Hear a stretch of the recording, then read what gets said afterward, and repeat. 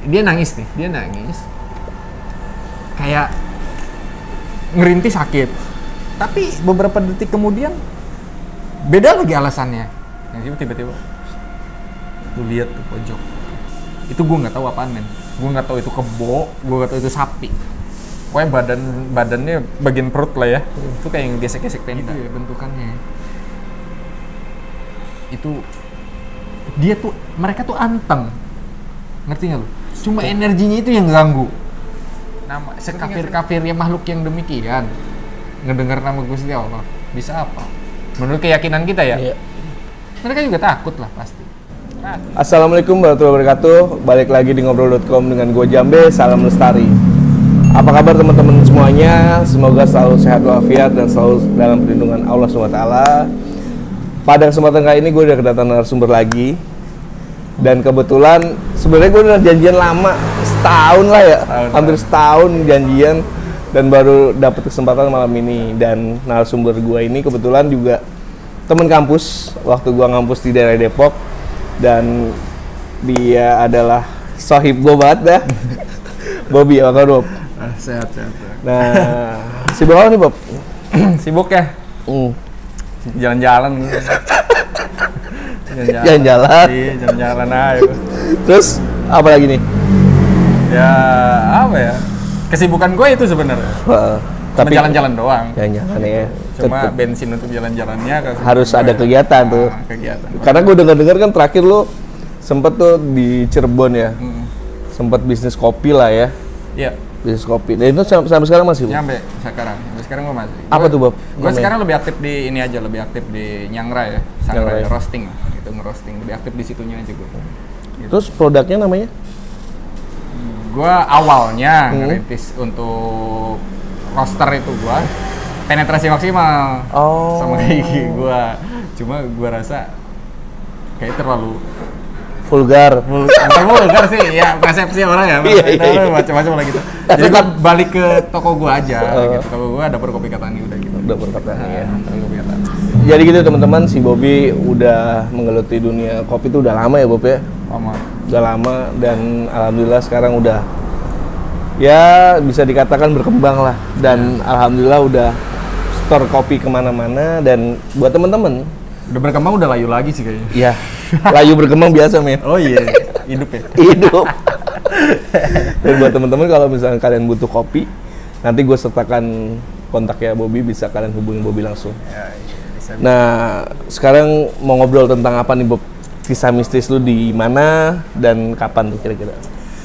Kisah mistis gue sebenarnya nggak terlalu banyak, tapi nggak terlalu sedikit juga. Gue nggak tahu tuh tengah-tengahnya ada di mana gitu. Cuma kalau misalkan dari sisi pemilihan gue, mungkin gue bakal menceritakan tentang ini bukan paling epic juga sih. Cuma menurut gue ini paling masuk akal dari cerita-cerita mistik yang gue alamin gitu. Gue bakal nyeritain perjalanan gue di tahun 2013 ke Gunung Raung di Banyuwangi. 2013 berarti masih zamannya kita kuliah tuh Bob ya? Kuliah semester 3 ya. 23 lah ya? 23 lah. Pas liburan ya? Iya, liburan pertengahan tahun ya. Pertengahan tahun. Jadi teman-teman, buat teman-teman stay tune terus buat lihat video ini, dan jangan lupa subscribe, like, komen buat ngobrol.com, dan semoga ngobrol.com makin baik lagi ke depannya. Oke teman-teman, tanpa berlama-lama nih, langsung kita dengerin aja cerita dari Bobby. Anak putu dan istana maramu wong tuwa aja padha sembrana kudu jujur lan wes padha. Sebab uripmu sedih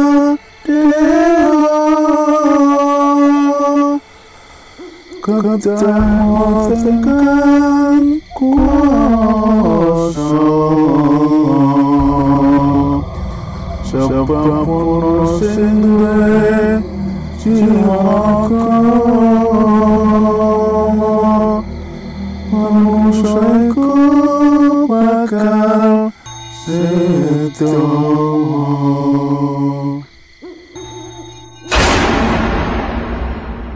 pas pertengahan tahun ya, pertengahan 2013 waktu itu gue lagi balik ke kampung ya, gue balik ke kampung di Cirebon. Gue ke Cirebon. Teman-teman gue yang dari Bandung sama dari Jakarta tiba-tiba ngontek untuk ngajakin gue berangkat ke Raung. Ya, nah ada beberapa kendala waktu itu.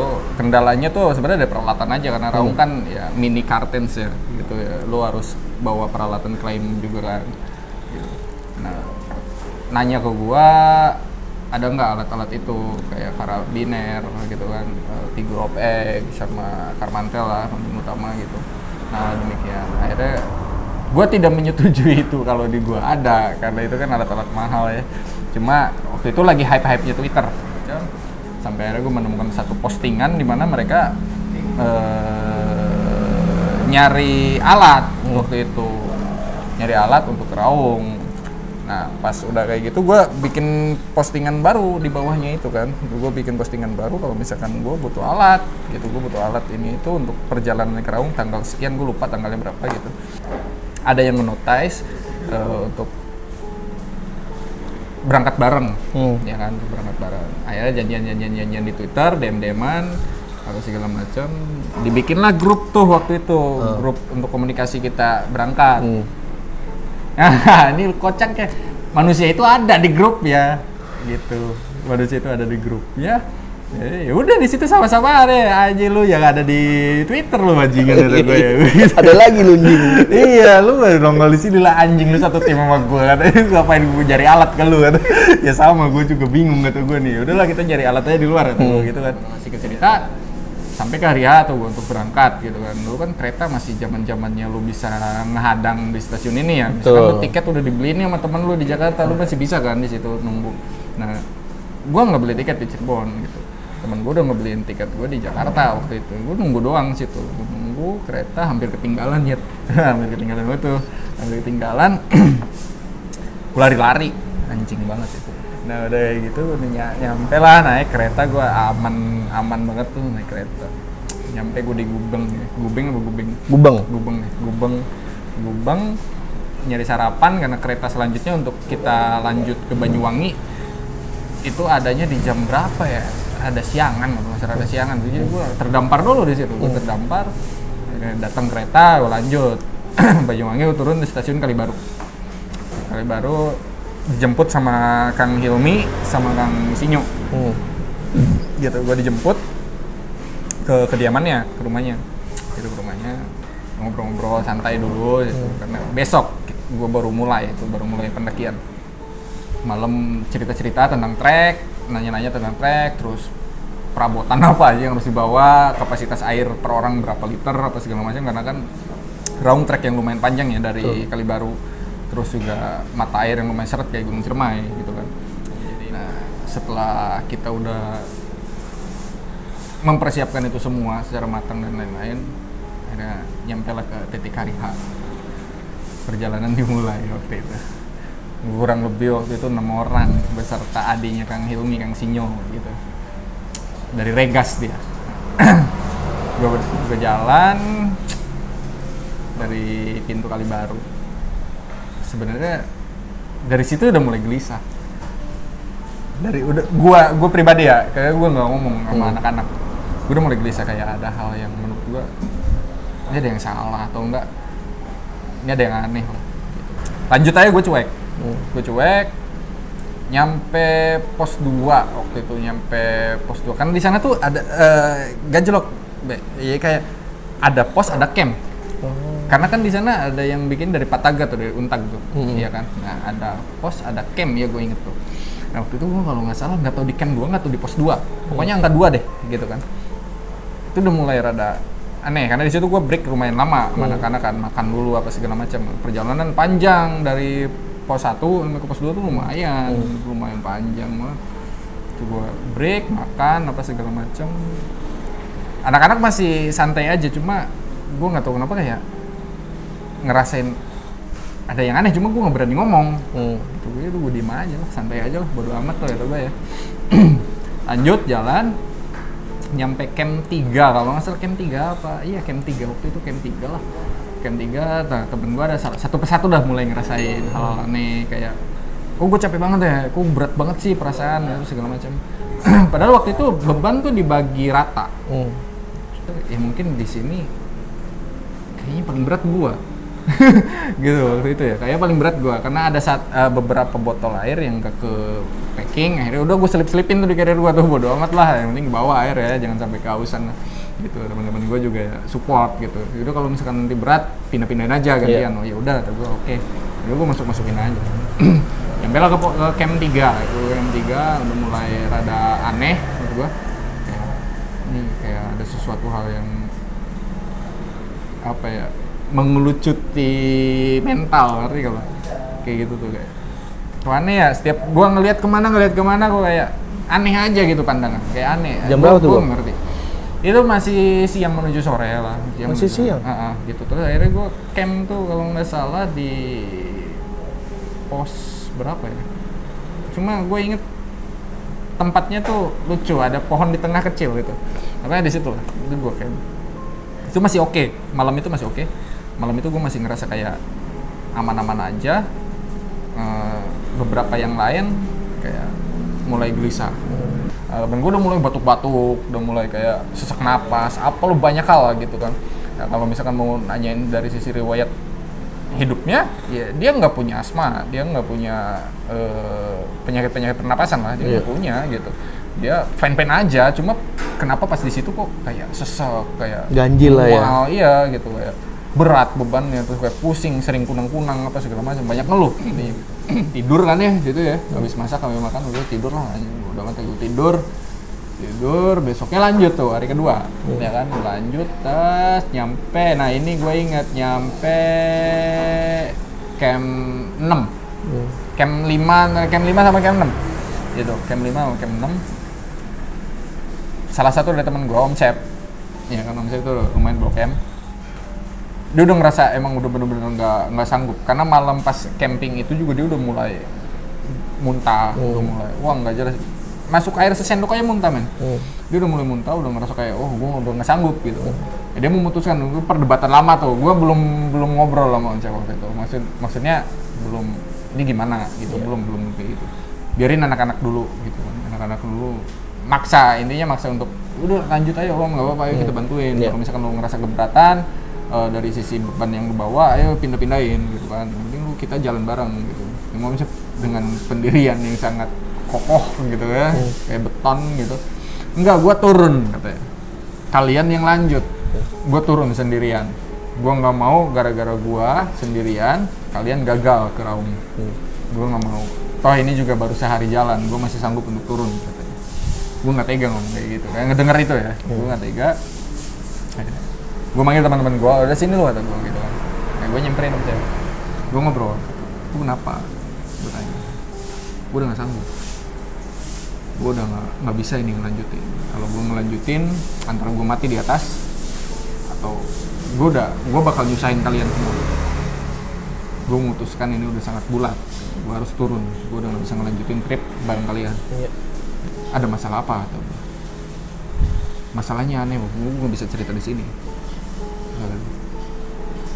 Ya udah deh, kalau misalkan emang keputusan lu bulat dan lu emang ngerasa berani, gue nggak bisa ngambil kesimpulan gitu. Gue tim ikut turun sama lu atau tim kepecah di sini, lu turun kita naik. Gue nggak tahu itu ada persimpangan antara egois sama ambisi, ya kan. Tapi yang pasti ini Raung men, ya kan, ini Raung. Banyak sekali teka-teki di Raung itu kan. Itu beberapa anak dari tim itu bilang udah turun aja nggak apa-apa. Nah, Om Cep dengan jiwa kebapak-bapakannya, kalian lanjut, jangan ngikutin gua. Perdebatan cekcok di situ. Akhirnya ya udahlah kita putusin, ya udah oke, kalau misalkan lu emang kekeh kayak gitu, ya udah kata gua, kata anak-anak yang lain, jadi kita lanjut ya, lu hati-hati turun. Terus iya siap gua. Gue bakal hati-hati, gue bakal ngabarin ketika gue nyampe bawah apa segala macam. Akhirnya udahlah, singkat cerita dia turun, gue lanjut, ya kan, sama anak-anak gue lanjut. Ketemulah malam kedua tuh, itu di camp 7. Kalau nggak salah di camp 7 kalau nggak salah, di camp 7 yang ada pohon sedikit mati itu di situ. Nah, camp 7. Buka tenda. Bukan camp 7 men, camp 6, sorry. Camp 6 di bawahnya itu gue buka tenda untuk malam kedua. Gue buka tenda, di sini lucu. Gitu kan. Kata Kang Sinyo, ini kayaknya jadi camp terakhir kita. Besoknya kita langsung summit. Kenapa? Ini meleset dari jadwal. Harusnya kita camp tuh di camp 9, bukan di sini. Nah, kalau camp di sini, besok kita harus ke camp 9, logistik kita nggak bakal cukup. Oh ya udah, atur aja kata gua. Itu jam 4 sore, udah buka tenda gua. Udah jam 4 sore udah buka tenda, dan itu suhu dingin banget. Dingin banget, gua nggak ngerti lo suhu gurun atau suhu apa ya, gua dingin banget itu waktu itu. Gua buka tenda, gua masuk ke dalam tenda. Habis makan, habis segala macam, anak gua istirahat total di situ kan, tidur. Tiba-tiba jam 11 malam, itu gua kebangun karena saking gerahnya. Tenda gua tuh kayak banyak kompor di dalam. Gue nggak paham, gerah banget gue sampai keluar dari sleeping bag gue buka jaket, gue buka celana tidur gue dan lain-lain.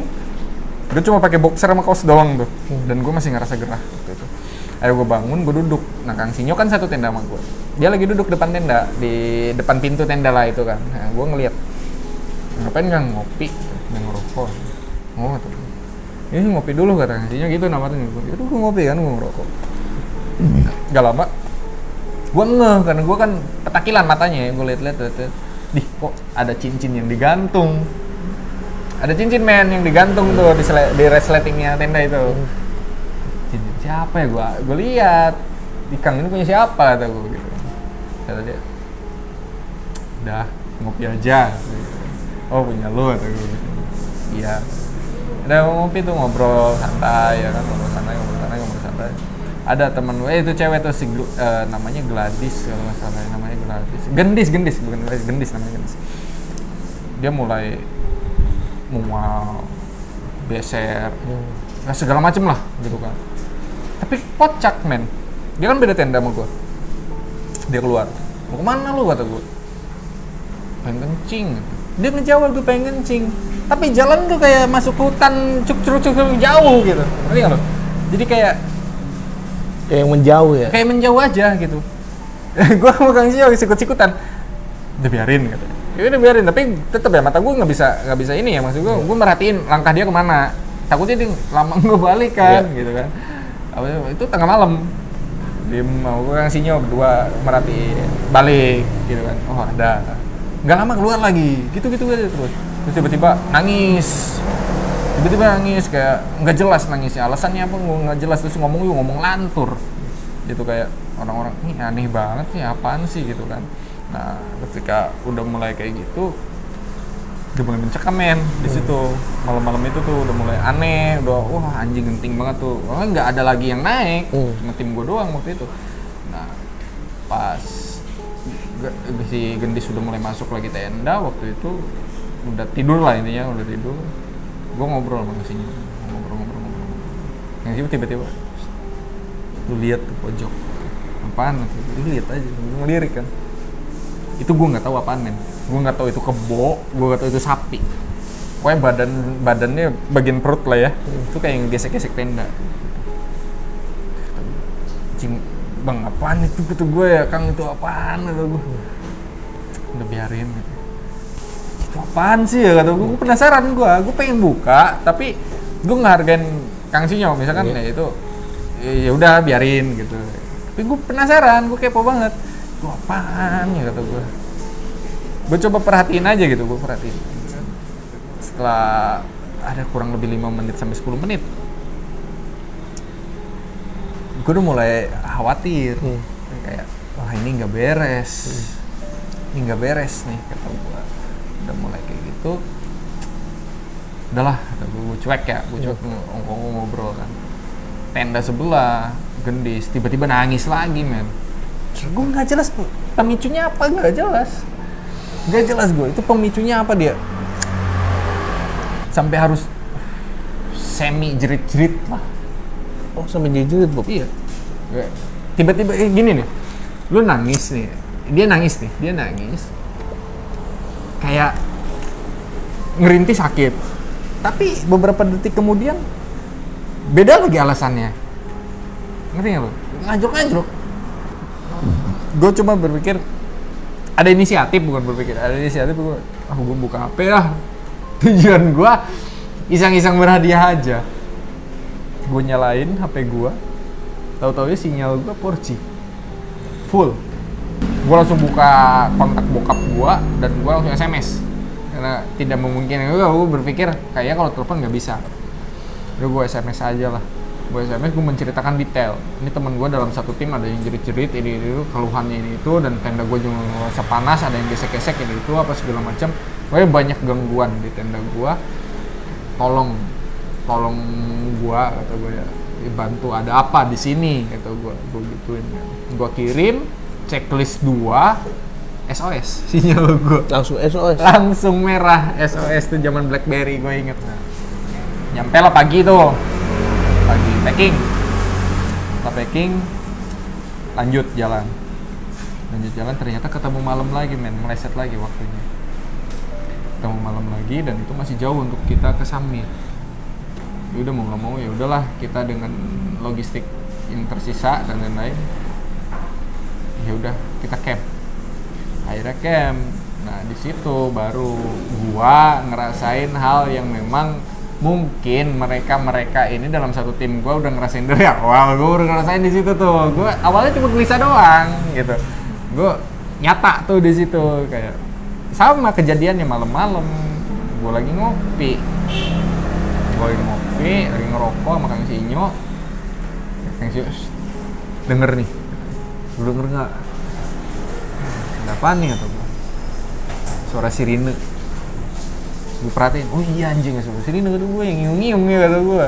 Kayak Intel aja kata gue gitu. Mulai kayak gitu. Di gimana nih besok nih katanya. Emang kenapa sih? Itu tandanya apa? Gue nanya-nanya dong. Gitu tandanya. Ya biasanya kalau sirine ya tandanya kita harus stop pendakian, nggak boleh lanjut gitu kan. Ya gue dengan gue nggak tahu itu dengan songongnya gue atau dengan ambisinya gue ya. Jadi kayak ya udahlah itu kan sirine, peringatan. Yang namanya peringatan kan bisa terjadi atau enggak kata gue. Sama halnya kayak sirine tsunami, gue bilang kan. Ada sirinenya udah bunyi, tsunami-nya nggak jadi kata gue gitu kan. Ya mungkin nih semoga aja kayak gitu Bang. Semoga aja kayak gitu. Ya udah misalkan kayak gitu. Gue mah cuma bisa nemenin kata gitu. Oh ya udah gas kata gue. Nah, sebelum dari situ itu tuh gue waktu itu ngelewatin yang namanya Cemoro Agung sebutannya. Pohon cemara tuh segede bis damri, anjing gede banget, sumpah. 2 biji, gede banget tapi atau gue ini gede banget tuh pohon cemara ya. Tuh gue berapa ratus tahun nih umurnya. Nah, gue kan jalan duluan waktu itu. Gue break di situ karena itu lu tau lah yang namanya daun-daun cemara tuh kan panjang-panjang gitu. Kalau udah rontok situ kan kayak kasur. Iya. Nah, gue duduk di situ kayak enak buat di situ ya. Gue duduk di situ. Gue nunggu anak-anak sambil ngerokok, gue dengan santainya tuh. Angsinya udah datang, jangan di situ gitu. Rada ke atas aja berhentinya. Emang kenapa sih udah di rada atas aja gitu kan? Nah itu udah diceritain pas malamnya, men. Nah diceritain pas malam itu, gue katanya, lu tahu nggak katanya yang waktu lu break, lu ngerokok di situ santai. Iya itu kan Cemoro Agung. Iya gue tahu itu ada pohon cemara gede banget kata gue, ya kan? Iya katanya. Ya menurut orang sana mungkin ya, gitu kayak. Itu gerbang. Atau apa segala macam gue nggak paham lah karena gue nggak mempelajari itu kan gitu ya. Nah itu tempatnya apa segala macam, titik mula atau apalah entahlah itu. Oh nah pas malamnya cerita kayak gitu tiba-tiba angin dateng men kencang dari bawah kayak gemuruh apa ya air terjun kalau masih angin kencang banget nih dari bawah nih tiba-tiba nyampe ke tenda but anjing kencang banget angin. Akhirnya nyampe ke parking summit nyata itu anjing. Gue nyampe punya bendera. Itu masih cerah. Nah di situ di briefing lagi sama Kang Sinyo. Jangan pada berisik ya. Kalau berisik nanti kabutnya naik. Oke. Gue mas setuju aja karena gue ngapain juga berisik, ya kan? Ada salah satu temen gue berisik emang dia. Coba kalau nggak ada dia nggak seru, nggak rame. Berisik lah gue manggil-manggil nggak jelas gitu kan. Ketika dia berisik kabut naik, men. Beneran kabut naik. Pet. Berhenti nih. Jangan berisik, turun kabut. Gue masih nggak percaya itu. Gue masih mikirin itu adalah sebuah hal kebetulan. Temen gue masih teriak naik lagi, dia diem turun, karena itu kan yang ngebuktiin dia bukan gua, ya kan? Anjing gue buktiin kata gua teriak-teriak tuh, naik gua lihat tuh dari celah-celah tebing-tebing, kabut dia, iya anjing nyamperin gitu, gua kabut ya, gua langsung diem, turun tuh kabut, gua nggak paham, gua bukan maksud gua bercandain, enggak, cuma kayak ini beneran nggak sih, ini fenomena alam atau emang ada hal lain gitu kan kata gua. Udah nyampe kayak gitu udah gue mendapatkan banyak ini ya, banyak bukti lah gitu, banyak bukti. Nah, ya udahlah nggak apa-apa lah kata gue lanjutin jalan. Nah aneh nih, dari puncak Bendera itu kan ke puncak 17, tiba-tiba gue depan tuh, gue nggak dapet angin dan jarak gue sama temen gue tuh paling 3 meter. Gue nggak dapet angin, temen gue yang di belakang gue jeblak angin kencang banget, kayak nabrak aja gitu. Gue nggak dapet, gue nggak paham maksud gue. Temen gue teriak, pelan dong katanya. Pelan apaan kata gue ya, gue tanya. Angin kencang banget. Kata gue nggak ada angin kata gue ya. Udah tuh, gue cuek lah. Jalan tuh, melipir apa segala macam, pasang tali apa segala macam, ini itulah banyak hal gitu yang dilakuin. Jalan akhirnya itu gua nyampe Tusuk Gigi itu aman nyampe dari Tusuk Gigi ke Sejati juga aman. Nah ini giliran turun gua kena kocak, tapi kenanya gua bukan kena kayak godok apa gimana, enggak. Gua tuh orang yang paling lama kalau nikmatin puncak. Anak-anak udah pada cabut turun, gue masih oke-okean aja di sono kan, gitu kan, sama Kang Sinyo. Kita bercanda-bercanda, ya santai lah, ngopi apa segala macam gitu di sana. Nah, tiba-tiba udah waktunya gue turun. Gue turun karena yang namanya turun pasti lu nunduk, iya kan? Gue nunduk tuh men. Anak-anak jalan, gue juga jalan di belakang. Gue nunduk aja, santai. Lu tau gak tuh? Pas gue sadar dan gue tegak kayak gini, ternyata gue beda jalur. Padahal gue ngedenger suara kaki temen gue tuh ada depan gue. Tapi pas gue sadar, ternyata gue ada posisi di sini, temen gue di sini. Dari sini ada lembahan gini. Nah gue ada di sini. Kalau gue harus ke tempat teman gue dengan cara instan, gue harus turun ke lembahan, gue naik tebing. Iya. Iya kan? Iya. Itu cara paling bukan paling gampang, paling dekat. Iya. Dan ya paling dekat lah intinya. Kalau gue harus nanjak lagi itu PR banget gue. Misalnya ngerokok dulu sebatang kan. Misalnya sebatang ngerokok. Udah gue, nah gue balik jalur. Awalnya gue mau nanjak lagi. Cuma kan, ini lo bayangin men, nanjak di rute yang pasir dan batu tuh kan sangat nyiksa gak sih? Iya. Kayak capek banget lu. Gitu. Akhirnya gue memilih untuk coba ini combine antara gue nanjak tapi gue melipir. Gue ke tebing-tebing. Iya. Sampailah gue ke tebing itu. Gue udah mau nyampe ke rute utama. Kata gue, ini batu kuat nggak ya? Begini-gini, wah anjing goyang tuh batu. Tapi itu pijakan terakhir, ngerti gak lo? Iya. Gue kalau misalkan mau pindah rute, gue harus turun dulu, baru gue pindah rute. Anjing gak bisa nih kata gue, kalau turun kepecah konsentrasi gue, fisik gue, mental gue dan lain-lain. Kalau gue salah pijakan udah gue kandas tuh, iya kan? Gimana ya? Gue diem dulu tuh di situ, tarik napas dulu, gue coba mikir tenang. Gue tarik aja tuh batu, tak jatuh tuh batu. Delay ada kali sekitar 2-3 detik baru bunyi ke bawah. Anjing, gue mikir kalau gue yang jatuh ya selesai, gue bubuk semuanya kata gue, tulang gue bubuk, bukan retak lagi kata gue, bubuk tulang gue kata gue. Delay 2-3 detik lah baru udah ke bawah. Karena bekas itu kan pasti ada cekungan. Iya. Gue pegang, oh ini kuat nih kata gue. Gue langsung aja kerahin tenaga gue kan, tak naik situ. Udah gue nyampe ke jalur gue jadi damai tuh ya kan, ketemu lagi sama anak-anak kan. Gue di situ udah mulai, gue ngerasa aman karena ketemu sama jalur yang benar, sama teman-teman gue juga gue kumpul lagi akhirnya, gitu segala macam. Nyampe ke tenda tuh, tenda. Cerita ya yang mereka alami ketika perjalanan dari summit itu kan. Ya, kata gue kok kalian serem-serem banget ya. Gitu. Jujur gue nggak ngerasain hal yang serem sebenarnya. Gue nggak ngerasain hal yang serem. Cuma karena ini adalah tema soal mistik ya. Gitu. Gue menceritakan mistik-mistik yang teman-teman gue alamin. Sebenarnya gitu.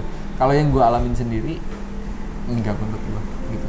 Itu masih diambang normal dan biasa karena kita ada di hutan gitu kan. Udah cerita-cerita apa segala macam, lanjut turun. Itu turun kan kita ngejos ya, nggak ada camp lagi lah, intinya kita ngejos. Gitu. Kita turun, itu magic menurut gue. Gue tuh udah nggak pegang stok air. Karena gitu meleset kan, meleset satu malam, otomatis kan air kepake apa segala macam. Dan gue bukan so pahlawan atau gimana, tapi gue rasa kayaknya gue sanggup deh untuk stok minum sedikit, gitu kan. Karena ya balik lagi gue mikirin tim, ya nggak apa-apa lah kalau misalkan mereka emang dehidrasi atau kehausan, pakai minum, gitu kan. Nggak apa-apa stok gue sedikit, gitu. Gue sama temen gue si Maman tuh anak Bandung.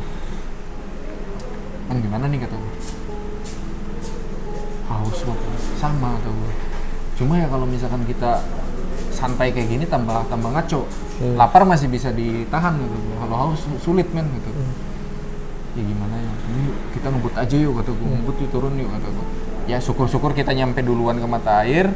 Kita bisa ngebungkusin itu air. Terus kita kasih naik lagi kalau kita masih punya fisik, ya kan masih punya tenaga. Ya kita naik lagi ya, sambil nganterin air itu kata gue. Oh ya udah ya ayo katanya. Gue turun berdua tuh. Gue turun berdua ngoman, gue nggak ngerti kenapa itu jalan tuh rata-rata aja men, nggak ada apa-apa, nggak ada apa, cuma memang kanan kiri jurang waktu itu. Temen gue nyangkut coba, gue kagak paham. Ada yang ngedorong gue, bukan ngedorong lu kata gue, lu nya yang lari-lari gue gitu, kagak, lu kan jalan santai, gue di belakang lu, kalau gue lari ya gue nabrak lu, gitu kan. Gue bingung. Kok lu bisa-bisanya kata gue ya nyuksuk gitu. Ini untungnya carrier nyangkut ke pohon gitu kan. Tahu ada yang ngedorong gue. Udah sini bangun kata gue ya. Diam tuh. Itu udah nggak ada air cuma ada rokok. Serat. Tapi bete juga nggak ngerokok. Udah ya gue ngerokok. Bodo amat lah gue ngerokok. Gue curhat tuh sama dia. Gue sebenarnya udah dehidrasi total nih kata gue. Iya udah pecah-pecah semua. Langit-langit gue udah kering gue. Udah aneh aja, udah ngerasa aneh gue. Anjing parah sama. Udah bismillah aja ya gitu. Jadi jalan yang tadinya jalan rada cepat, itu jalan kayak pelan waktu itu. Itu kocak. Di jalur nemu air coba. Itu yang naik tuh, tim yang naik tuh cuma gua doang. Dan itu air tuh bukan di jalur. Ada di pinggir jalur yang salah banyak rimbun gitu. Nanti kalau gua tuh posisi udah sangat capek, udah mual karena kehausan kan ini nyeket ya. Gua kayak ruku gitu lah. Cier kata gua gimana ini ngelanjutin. Gua tiba-tiba ngelirik ke kanan. Kata gua tuh ada apaan kayak botol gitu ya. Kok air kata gua. Ini ada air men kata gua gitu. Ah serius, baru seneng banget tuh kayak surga tuh, ya kan di situ. Itu juga aneh menurut gua. Tim yang naik cuma gua dan gak ada yang nanam air di situ. Dan kalaupun itu misalkan tanaman, pasti kotor dong, iya kan? Pasti ya ada jejak inilah, ada jejak waktu lah, ya kan? Nah karena gua memang memutuskan berdua masih momen untuk turun duluan, biar nyampe ke pos duluan ya untuk evakuasi itu kan. Akhirnya sisa air taruh di jalur, ya kan, digeletakin aja jalur. Gue turun gue nyampe, anak-anak nyampe, gue nanya, tadi ketemu air nggak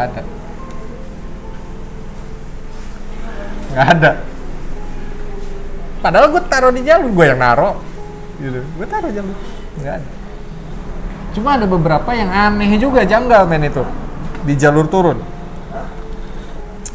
Lo tau lah telapak kucing hutan itu ya, macan itu gede. Telapak kaki belakang tuh ada di sini. Ini pohon gede. Lu bayangin anjing, tapak kaki depannya itu tinggi banget. Itu nggak masuk akal. Kalau lu mau ngukur pakai matematika atau pakai sejarah atau pakai ilmu kehewanan, itu nggak masuk akal. 5 meter di atas. Panjangnya berapa? Masa ya ada kelainan gitu kan? Atau nggak kayak kartun-kartun gitu, kakinya di sini, kaki belakang di sini, enggak juga. Cuma gue lihat bekas cakaran. Ngerti nggak lo? Dan itu tinggi banget.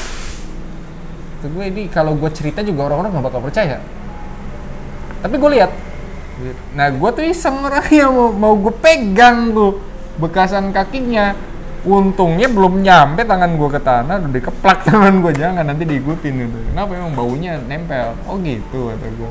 Ya udah ya gue diam kan. Gue merhatiin doang, gue lihat. Di fotonya nggak boleh. Di fotonya nggak boleh. Gede banget ya kata, tinggi. Masalahnya gede sama tinggi gitu tuh.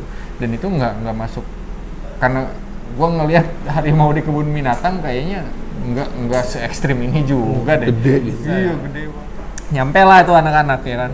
Nah, kali ceramahin semua. Cuma gua doang yang kagak. Gua nggak paham. Nah, gua nanya dong, protes dong. Yang lain diceramahin, gua kagak, kenapa? Kata gua. Dan tahu sendiri katanya gitu. Gua tetap maksa, cuma dia tetap maksa juga untuk tidak memberitahu gitu. Ya udahlah kata gua. Akhirnya gua di situ mulai mikirin sendiri, overthinking. Ada apa segala macam. Nah, baliklah gue ke Cirebon. Harusnya gue Jakarta, gue turun Cirebon. Iya, gue dijemput sama bokap. Gue baru juga buka pintu bagasi. Ini gue baru naruh carrier, bokap gue keluar, langsung ditembak sama bokap gue. Lo tuh jangan nyamain naik gunung di Jawa Barat sama di Jawa Timur. Beda kultur, Bu. Kamu tuh hati-hati. Kalau ngucap salam tuh jangan cuma di mulut, tapi hati juga harus ikut. Gitu. Maksudnya ikut gimana? Ya boleh kamu menganggap bahwa kehidupan ini ya ada Allah yang mengatur. Gitu. Cuma ya jangan terlalu barbar juga, katanya gitu. Ya hargain lah, hargain yang lain-lain juga. Kan gue ngehargain, iya tapi hati lu kan terlalu menyangkut pautkan itu dengan hal yang sangat vertikal. Lu kalau mau assalamualaikum, hati lu juga harus ikut. Intinya itu. Nah, ya udah. Gue mesti ngerenungin. Salah gue di mana? Gue ada suatu, ya kan? Salah gue di mana? Gue assalamualaikum, kayaknya hati gue juga ikut assalamualaikum deh kata gue. Ini apa yang salah nih? Cuma tetap bokap gue menekankannya di situ waktu itu. Beda kultur, jangan samain. Ya bokap sih bilang, gue kan nanya ya, kata gue, kok lu bisa tahu dari mana? Oh bapak bisa tahu dari mana? Terus kata dia, ya namanya ke anak, ya kan? Namanya ke anak. Dalam keadaan kesusahan atau dalam keadaan musibah yang demikian, ya dengan bekal ilmu yang dia punya, gitu kan. Ya udah gue sholat 2 rakaat sebelum gue sholat subuh. Itu ketika gue baca itu gue sholat 2 rakaat sebelum gue sholat subuh, dan gue coba zikir dan wirid di situ untuk ya mengundang, bukan memanggil, tapi ngundang yang ada di Raung sana untuk ke rumah dulu. Kita negosiasi. Kenapa? Ada apa dan mau kalian apa? Awalnya sebenarnya gini deh. Awalnya dari pihak sana itu nggak mau adanya negosiasi. Udah gue pengennya nyelakain. Gue nggak ngerti kesalahan tim dari mana. Intinya mereka pengen nyelakain. Bokap gue udah nego dengan cara yang halus waktu itu.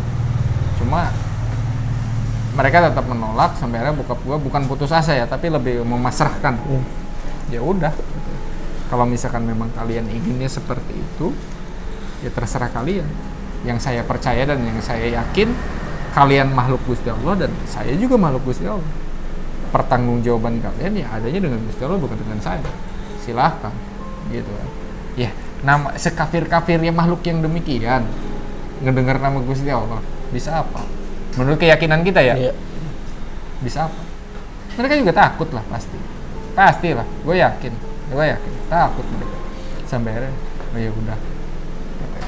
Ini cerita bokap. ya udahlah, kami cuma ingin memberikan peringatan aja. Oh ya udah silakan, kalau mau memberikan peringatan nggak apa-apa, saya dukung, kata bokap gua. Tapi jangan sampai mencelakakan, karena peringatan sifatnya bagus, sikap dan sifatnya itu bagus untuk memberikan peringatan agar menjadi lebih baik. Tapi jangan sampai mencelakakan. Kalau misalkan kalian mencelakakan, kalian sudah melanggar tentang hakikat-hakikat yang ada. Ya, udahlah, gua anggap itu ya udah. Yang penting gua udah selamat di rumah ya kan, aman. 2015 gue balik lagi ke Raung, gue cerita lagi sama Kang Ilmi. Karena itu selisih 1 hari, gue datang lebih dulu daripada tim. Jadi gue banyak waktu untuk gue cerita. Ngobrol lah ya. Nah, ngobrol. Itu lu tahu sendiri kan? Kan gue udah pernah bilang sama lu pasti tahu sendiri nanti. Ya, sekarang kan lu tahu sendiri. Oh, kata gue itu masalah gue. Iya, tapi ya udah tenang. Ya udah syukur deh kalau misalkan gue udah aman. Cuma gini men, ini bagian menurut gue paling sulit buat gue ceritain sebenarnya. Sebenarnya ada hal yang memang anjing demi timur serem juga ya. Paham gak?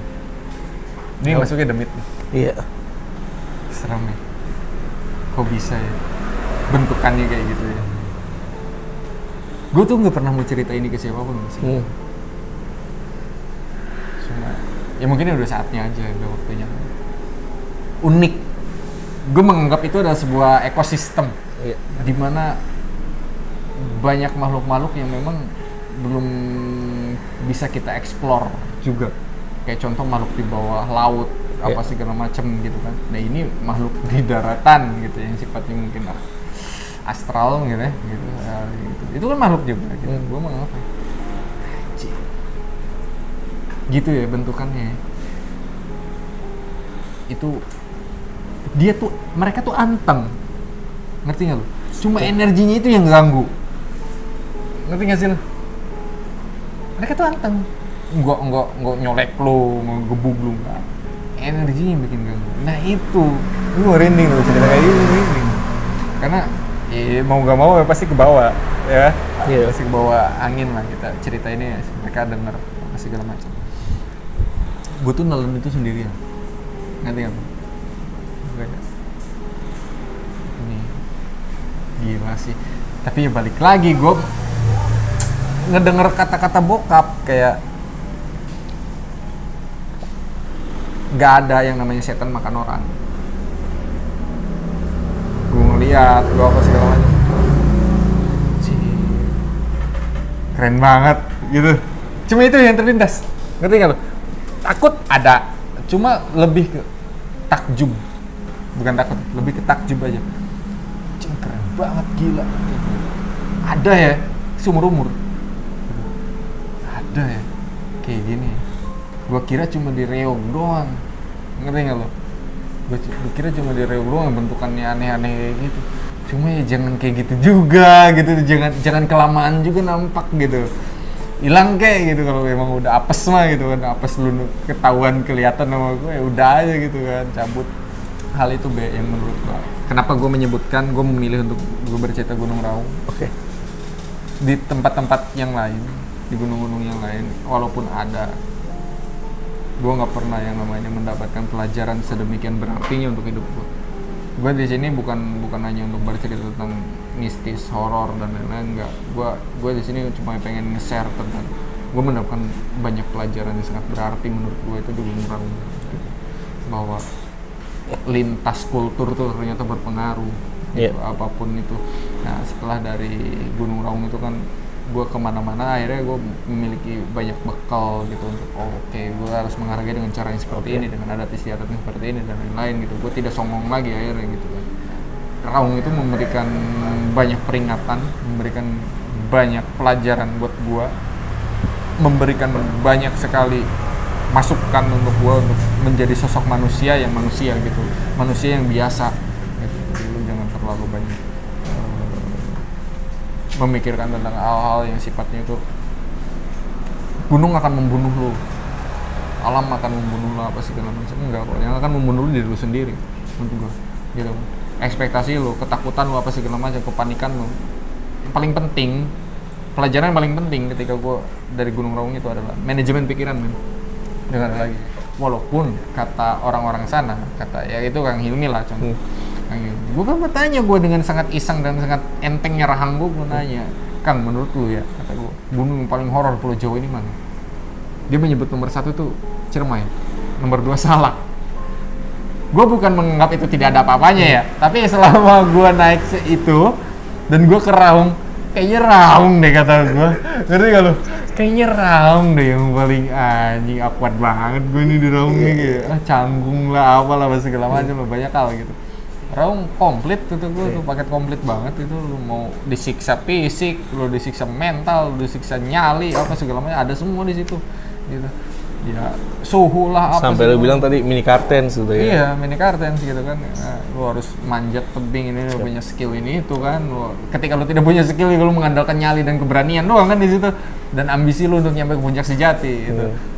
Itu kebanggaan juga menurut gua ya, salah satu kebanggaan terbesar naik gunung di Indonesia itu ya ketika lu bisa bersilaturahmi ke puncak sejatinya Raung gitu. Bukan soal menaklukkan ya, gue nggak pernah sepakat dan nggak pernah setuju soal gue bisa menaklukkan gunung ini, menaklukkan puncak ini. Apa yang lu taklukkan?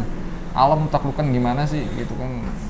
Masih untung lu nggak dikasih badai apa segala macam gitu kan, untung lu dikasih hujan yang segede-gede anak ayam tuh jatuhnya gitu kan. Nah, hal yang demikian gue ya nggak pantas aja kata-kata gue bisa menaklukkan puncak ini, menaklukkan puncak itu. Menurut gue itu sangat nggak pantas dan nggak punya attitude menurut gue. Karena banyak juga yang gugur kan, teman-teman kita banyak yang gugur kan, gitu. Banyak yang gugur, entah itu kecelakaan, entah itu kedinginan, entah itu kelaparan atau kram perut dan lain-lain gitu. Banyak hal gitu.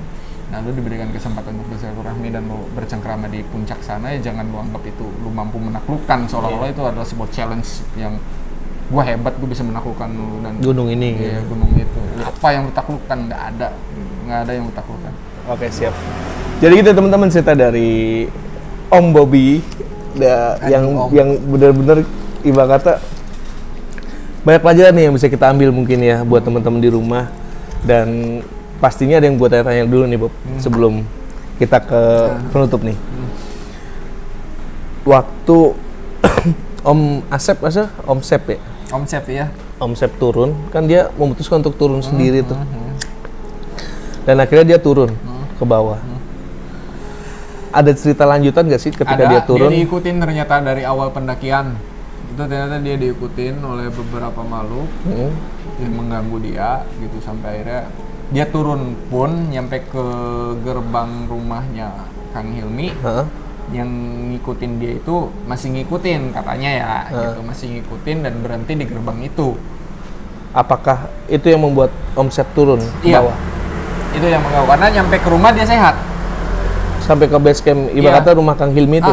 Dia sehat gitu, nggak sakit-sakitan, nggak uring-uringan gitu. Akhirnya makanya dia memutuskan turun karena ada hal ganjil yang Iya, dirasain. dia nggak bisa cerita itu ke tim. Karena posisinya karena masih di atas kan? Iya, takutnya ya drop juga mental dan lain-lain, jadi udah dia nelan itu sendirian. Menurut gue itu pahlawan sih, gila sih, keren banget itu. Nah, waktu udah sampai bawah nih, sampai bawah dan akhirnya kalian ngumpul rame-rame. Sebenarnya ada cerita apa sih di balik jeritan tangis dari si Gendis itu? Jeritan tangis si Gendis ya? Iya. Pasti kan di bawah pasti ngobrol-ngobrol nih kalian. Anjing merinding. Kayak gue merinding, Bob. Iya, merindingnya karena jeritan tangisnya itu, jeritnya itu. Iya. Nangis oke lah, cuma sesegukan, ini sampai jerit lu bilang kan? Iya. Itu kenapa? Gue merinding sih. Itu hal yang gue gini ya, Be ya. Ini ya disclaim gue aja. Jadi kayak kenapa sih Gendis sampai kayak gitu? Ini tafsir gue aja. Yeah. Lu pernah ngedenger nggak sih bahwa wah daging lu manis? Belum, Bob. Darah lu manis. Darah lu manis buat denger gua. Jadi kayak ada yang suka deh. Iya. Dan pengen ke lu tapi lu nolak.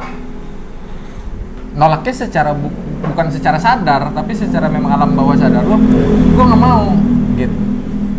Ada benturan energi kan? Gue sih nganggepnya ke sana. Kayaknya ada benturan energi gitu kan. antara yang di sini pengen yang ikut tapi si Genis nggak mau gitu. Tapi si Genis nggak tahu kalau itu adalah sesuatu hal yang kode semesta bahwa ada yang pengen ikut sama lu, paham lu? Gitu. Nah hal yang demikian menurut gua yang membuat dia kayak ngerasa sakit tapi nggak tahu sakitnya di bagian mana. Iya, Gitu. paham. Ngerasa gelisah tapi nggak tahu gelisahnya karena apa. Gitu. Dia ini nggak terganggu dengan sangat susah payah, dia sangat terganggu. Dan mungkin itu dijawab oleh Kang Hilmi langsung waktu mereka ngumpul itu kali ya. Iya, dijawab. Gitu. Dijawab semua sebenarnya. Gua nggak nganggap dia sakti ya, cuma dia baik. Iya. Dia baik. Karena kebaikannya itu dia diberikan anugerah yang lebih. Gitu. Bukan soal dia sakti, nggak ada. Gua nganggap dia sakti. Dan pertanyaan terakhir nih, Bu. Sebenarnya bisa dikupas secara mendalam nggak sih kata-kata nasihat bokap kan itu masih ngawang ya, yang gue tangkep. Bisa dijelasin secara gamblang nggak sebenarnya kenapa sih Bisa. assalamualaikumnya mesti sampai dari hati? Itu kan ibarat kata gue juga nggak paham maksudnya dari hati kayak gimana sih. Bisa. Kayak gitu Gini, gimana? gue jelasin. Kadang kita tuh kan kita benturan dogmatis nih, keyakinan, kepercayaan agamis. Kita assalamualaikum, yaudah assalamualaikum aja kita masuk. Hati kecil kadang apa sih lu? Gitu lah. Gue mah vertikal aja. Misalkan lu pengen kencing di gunung, kata orang kan ada yang numpang-numpang, yang punten apa sih segala macam. Gue pribadi, gue lebih ke Bismillah aja. Bismillah. Ya maksud gue, kalau misalkan emang gue kan udah ngucap Bismillah nih, ya kan gue udah ngucap Bismillah, gue udah minta izin ke Gusti Allah gitu, gue pengen kencing, gue nggak tahu ini di depan gue ada apa, gue nggak tahu gitu kan. Ya gue kencing, kalau misalkan di depan gue ada jin atau segala macam kencing ini ya salah lu kenapa di situ? Gue udah izin sama yang pencipta lu kok, gitu kan. Terus lu ideng dong, gue juga udah buka sleting, lu lihat gitu kan, gue mau kencing nih, cabut kayak lu jangan nyari alasan buat lu kencingin gue ya kan, lu lihat gue buka sleting, gitu. Lu ngapain di situ bodoh, gitu kan. Gue yang hal yang kayak gitu. Maka yang dapat bokap gue ngomong dari hati tuh maksudnya tulus aja, ikhlas, gitu kan. Jadi kayak ya udah nggak apa-apa. Lu mengucap itu secara vertikal, tapi lu yang menghargai sekitar. Gitu kayak ya contoh gini, bokap gue ngasih contoh, lu punya rumah yang tadi gue cerita kan, lu punya rumah, lu udah kenal nih sama kawan lu yang mau datang, ya tiba-tiba nyelonong doang, assalamualaikum nyelonong, terus nyelonong ke kamar lah, nyelonong ke dapur lah, nyelonong ke tempat makan lah, apa segala macam. Emang lu nyaman kayak gitu? Enggak sih, ya udah kayak gitu. Jadi kayak yaudah lah, iya oke lah, gue yakin nih, cuma kan hati kadang ada nyinyir. Hati kecil kadang, apa sih lu gitu, tengil banget lu harus digituin ya, gitu. Ini sih situ-situ doang gitu. Nah, yang kayak gitu yang mengganggu gua akhirnya, gitu, yang menyesatkan gua. Siap. Sampai gua anjing ngaco banget itu gua diraung. Ngaco banget, ngaco parah. Gua harus jatuh, gua harus apa segala macam. Parah banget. Oke, sekarang terakhir nih, Bob. Kan sebenarnya lu udah menjabarkan nih pesan-pesan buat teman-teman di rumah. Tapi kira-kira dari terakhir nih, dari cerita lu ini kira-kira hikmah atau pelajaran apa sih yang bisa diambil buat teman-teman di rumah? Banyak. Salah satunya gini aja. Ini orang terlalu banyak bercerita tentang mistik di dalam gunung. Iya kan? Padahal kalau misalnya lu mau mengkaji ulang soal apapun yang sudah ada di muka bumi ini, di dunia ini, mereka sudah ditempatkan dengan rezekinya masing-masing. Iya kan? Batu yang gede itu udah rezekinya jin untuk ditinggalkan oleh Gusti Allah, itu tinggal lu di situ. Begitupun dengan hutan, hutan, rimba, gunung dan lain-lain, itu kan yang sifatnya itu jauh dari kehidupan manusia, yang sunyi dan lain-lain, dingin, lembab dan lain-lain. Itu kan habitat mereka. Jadi itu hal-hal yang menurut gue udah sangat wajar gitu. Jadi kalau misalkan kalian itu membungkus sebuah fenomena misteri itu dengan hal-hal yang sangat misteri juga gitu, it's okay, itu nggak masalah. Cuma penyikapan dan pembawaan kalian dan penyampaian kalian itu harusnya disertakan dengan edukasi yang memang sifatnya lu nggak usah takut sama hal yang kayak gitu. Lu nggak usah takut sama hal yang kayak gitu. Lu harusnya memberikan informasi yang demikian itu bukan untuk melawan ya, tapi mencoba untuk berbaur. Harusnya lu senang, karena bokap gue selalu memesan gini, ketika lu menemukan hal yang demikian, harusnya lu senang. Kenapa? Gue tanya dong, kenapa? Berarti yang hidup di sana bukan cuma lu sendiri. Ada makhluk lain yang hidup, lu ada temen. Lu harus bisa silaturahmi tuh. Ketika lu memang diberikan kesempatan dan diberikan kesiapan untuk menjumpai atau melihat. Sapa aja. Atau nggak perlu lu sapa, ya udah lu nikmatin aja ketika lu melihat. Dan di situ lu jangan, nggak usah takut. Gitu. Lu harus tetap menjadi diri lu sebagai manusia yang lebih mulia. Gitu. Di situ. Dan lu harus memanage pikiran lu itu. Iya, ternyata bukan cuma gue yang hidup di sini. Iya.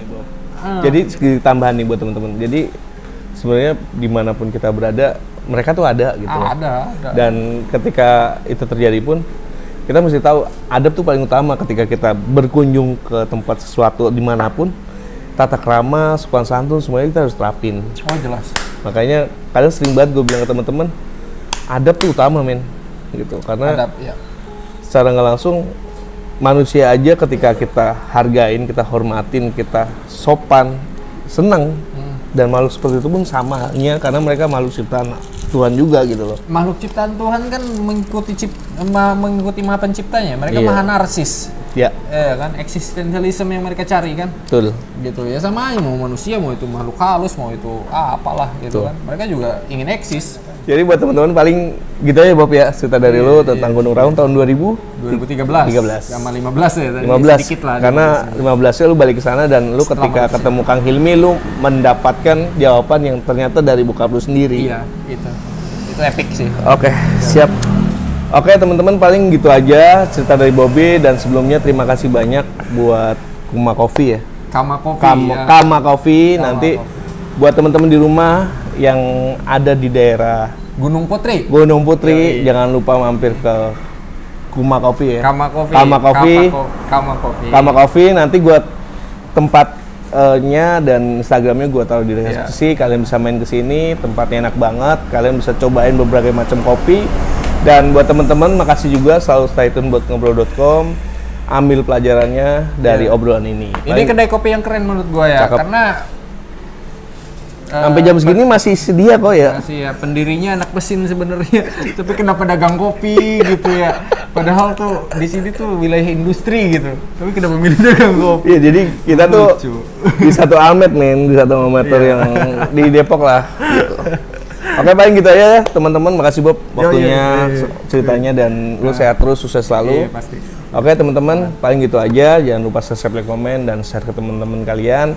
Gua pamit undur diri. Assalamualaikum warahmatullahi wabarakatuh. Stay tune terus di ngobrol.com.